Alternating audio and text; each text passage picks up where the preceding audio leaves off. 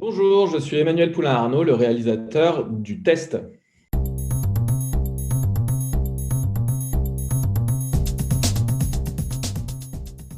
C'est une famille qui découvre dans la poubelle de la salle de bain un test de grossesse positif. Et en l'occurrence, c'est une mère de famille qui le découvre et qui, avec son mari, va découvrir les secrets bien différents de chacun de ses enfants. Voilà.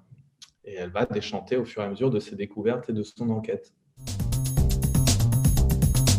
L'idée de départ est venue de Thibaut Vanul qui avait eu cette idée originale. Qu'est-ce qui se passe si on découvre un test de grossesse positif chez soi? Et donc, du coup, Thibaut Gast et Mathias Weber, qui sont les producteurs du film, sont venus me voir ensuite pour me proposer cette petite idée de l'imaginer au sein d'une histoire et de personnages qui étaient encore à découvrir. Et moi, je suis arrivé avec cette proposition. Et si on découvrait ce test de grossesse au sein d'une famille avec des adolescents et tous ces secrets qu'ils peuvent comporter.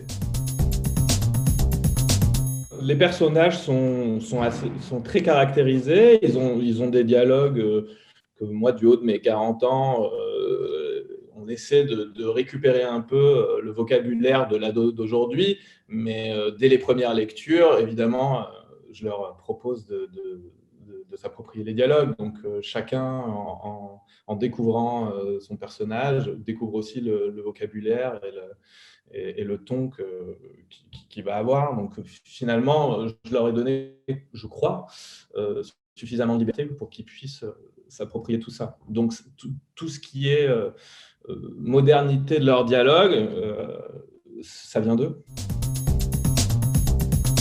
C'est un film qui se pitch très facilement. C'est un pitch sur 2 lignes qui est clair et qui est vecteur de comédie. Et on imagine que cette comédie se tire aisément sur tout un film. Et donc, sur le papier, les gags sont là, la rythmique est là, on sait où les situations peuvent aller.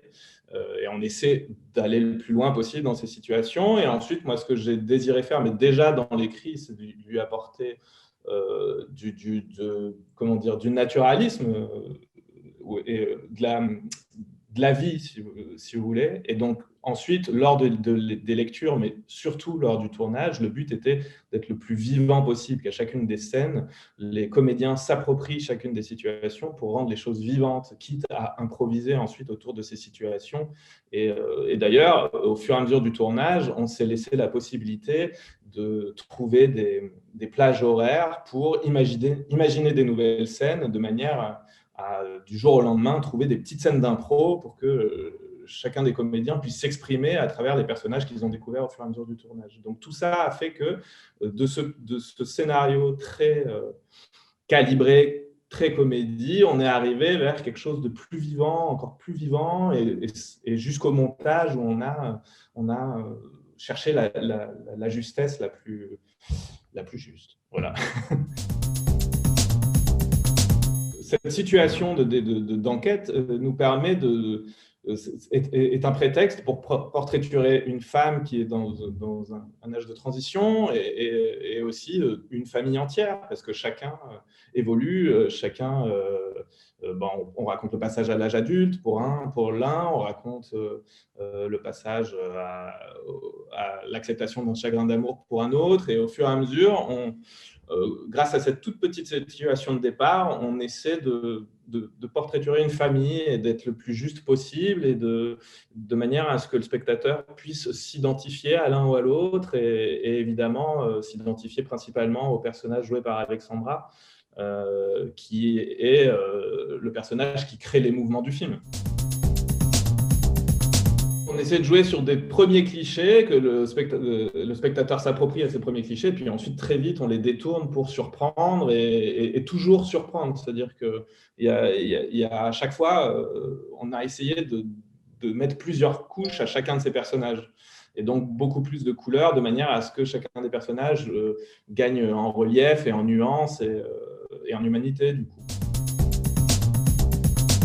Avec Julie Navarro, qui est la directrice de casting du film, on a beaucoup cherché, on a testé énormément de comédiens et comédiennes, et on est tombé sur des pépites qui, en organisant les rencontres, on a compris que ça allait marcher. Et je crois qu'il y a eu une part de chance aussi, mais effectivement, énormément de travail en amont, de recherche de la part de Julie. Oui, on a vu beaucoup de monde. Je commence par Alexandra qui illumine le film du premier plan jusqu'au dernier et qui donne une lumière et une vie à ce film extraordinaire. Enfin, je la remercie, je la remercierai jamais assez pour avoir tant donné dans ce film. Elle a une justesse de jeu, elle arrive à passer de la comédie qu'elle sait faire, cette rythmique dans les dialogues, jusqu'à une émotion intense. Voilà, évidemment, il ne faut rien révéler, mais elle nous fait passer par des centaines de milliers d'émotions dans ce film, quoi. Et voilà, extraordinaire. Philippe, à côté, a cette voix et ce ton qui n'est pas du tout le feu d'Alexandra, mais au contraire, cette espèce de bonhomie et de ce calme et cette voix très tranquille et aussi très comédie qui n'est presque pas contrôlé et qui le rend très très attachant, et il donne un contrepoids au personnage d'Alexandra que je trouve très très juste, et du coup je crois que c'est ce qui fait que le couple existe réellement, c'est-à-dire que c'est un peu yin et yang dans le couple. Donc lui aussi, je ne le remercierai jamais assez pour avoir apporté tout ça, et tous deux sont très très bien entendus pour former ce couple-là. Et puis ensuite, mes 4 enfants, il y a quelque chose je crois, de magique, c'est-à-dire que Joachim en Max, c'est un rôle de composition, ce grand frère, parce que Joachim, évidemment, n'est pas ce personnage à lunettes qu'on imagine réservé et qui finalement a peut-être des secrets à cacher. Et il a réussi à trouver ce ton qui fait que ce n'est pas juste un personnage stéréotypé. Il a nuancé énormément de choses, et Joachim est un très très grand comédien. Enfin, je lui vois un très très bel avenir, mais comme les deux autres de toute façon. Et où Matteo Pérez qui joue donc le rôle de Max, le beau gosse à qui il arrive des emmerdements romantiques, qui lui arrive, mais déjà en casting, c'est faire monter en lui une émotion très très intense. Très vite, on avait voulu le prendre dans nos bras, ce pauvre petit César à qui il arrive cette chose-là. Et donc Matteo, c'était presque très très évident quand on l'a vu. Il a ce côté très instinctif de l'émotion, Matteo, très très fort. Et Poupie, qui est jouée par Chloé Berkoff, à peine 16 ans dans le film, qui, je crois, moi, est dans un instinct sauvage, qui ne calcule rien. C'est-à-dire elle n'a pas voulu, comment dire, réfléchir à son personnage. C'est-à-dire qu'elle arrive sur le plateau, on lui demande ça, elle le fait. On lui demande de nuancer les choses, elle le fait, elle ne réfléchit jamais, elle est tout le temps dans l'instinct, et c'est ce qui fait que ça rend les choses très très naturelles et très vivantes, et ça fait un bien fou, je crois, aussi aux comédiens qui sont un peu plus professionnels, qui ont plus d'expérience et qui rentrent aussi dans ce monde-là, et ça crée un ton qui est propre au film. Du coup, c'est cette vie, quoi. Donc voilà, tous. Et puis jusqu'au petit Antoine qui, lui, pour le coup, c'est l'innocence de l'enfance, mais qui avait déjà une notion très, très pertinente de ce qu'était un plateau de tournage. Il savait où était la caméra, il savait que le réalisateur était derrière la caméra, même s'il était à 10 mètres à côté. C'est-à-dire que quand il voulait arrêter une prise, il regardait la caméra, il disait non, je veux arrêter. C'est-à-dire qu'il savait exactement la technique du plateau et tout ça. Et il a même, il y a certains plans où on lui demandait, par exemple, de dormir différemment dans son lit. C'est lui qui a proposé cette position. C'est-à-dire c'était un gamin qui arrivait à proposer de l'impro aussi. Et c'était très, très fort. Donc, les planètes sont bien alignées du côté du casting. Des anecdotes, il y en a eu beaucoup. Évidemment, il y a cette anecdote qui n'en est pas une, mais on a tourné à Marseille en octobre et ensuite à Sète en temps de Covid. Donc, évidemment, on était tous masqués. Et j'étais un peu effrayé par ça, en me disant, est-ce qu'on va réussir à trouver cette communication pour accéder à cette vie dans le film ? Et oui, on y est arrivé. Donc ça, c'est pas tant une anecdote qu'une information pour dire que même dans ces temps-là, on peut arriver à ce qu'on veut. Le test a survécu au test PCR, il y en a eu beaucoup.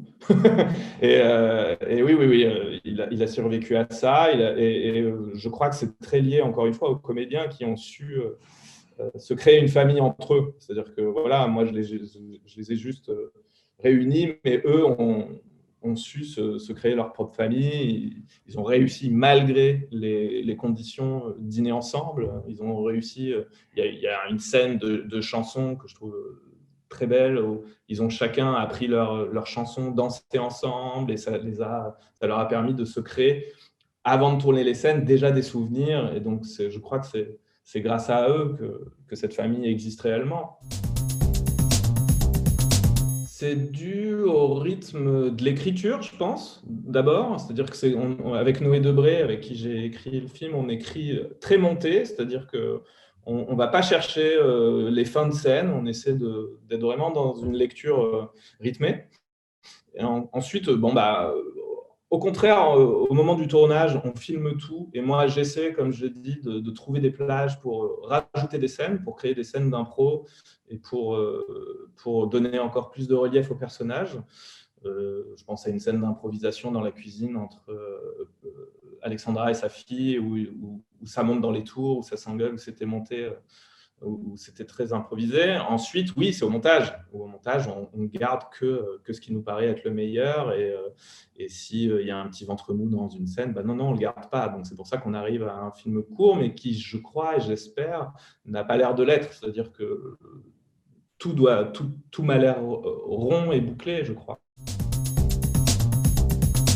J'ai présenté Les Cobayes l'année dernière, juste avant le tournage du test, en fait. Et donc, je suis ravi de revenir avec ce nouveau film. C'est bon signe. Je ne sais pas. En tout cas, pour moi, je vais passer un très, très bon moment avec toute cette famille qui va se réunir pour l'occasion. Voilà. J'ai bien hâte.